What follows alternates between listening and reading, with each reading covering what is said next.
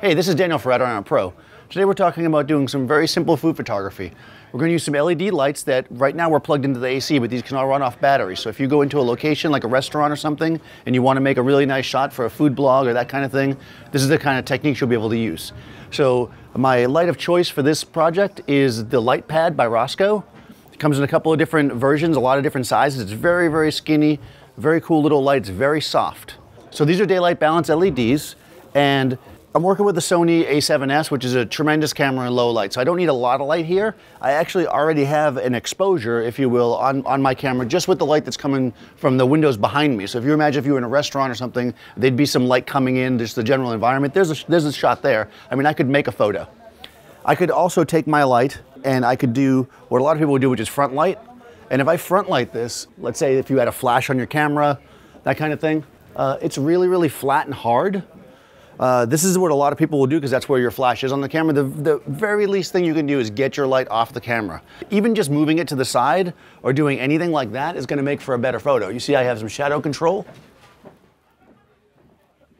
It's not really appealing, but you can see I can at least be creative with this.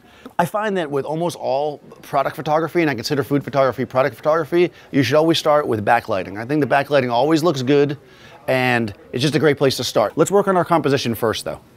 So I've got my little treats here. They were delivered to me in these little pink boxes, which I decided to use. And I'm also using as a background paper, if you will, the bag that they came in. So I'm only using the things that you would have if you bought these things at a location.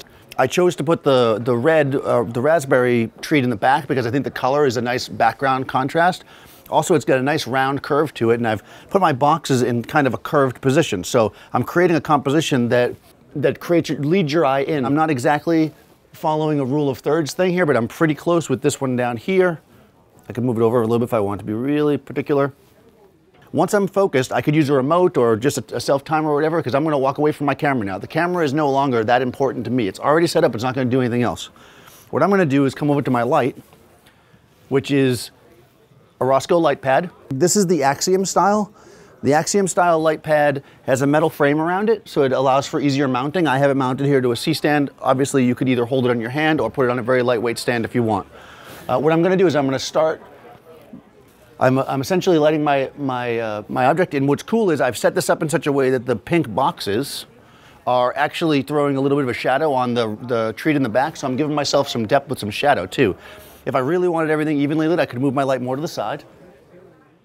But then again, I feel like that becomes very flat. So by putting my light over here, I'm actually partially shadowing my rear element, which is the raspberry treat, right? So this actually looks pretty decent as is. If I wanted to get really perfect, I could take my other LightPad, not plugging in or anything. This is just a white surface, and I can just use it as a reflector. So I can just bring that in. And now I've just filled in my shadows, right? Take a picture of that, I think. Good. This is a very quiet camera. And there you go. So that's pretty good. And if this was a video, what I could do is I could do like a focus shift, let's say here, and focus from the front item to the real one to make a short little clip.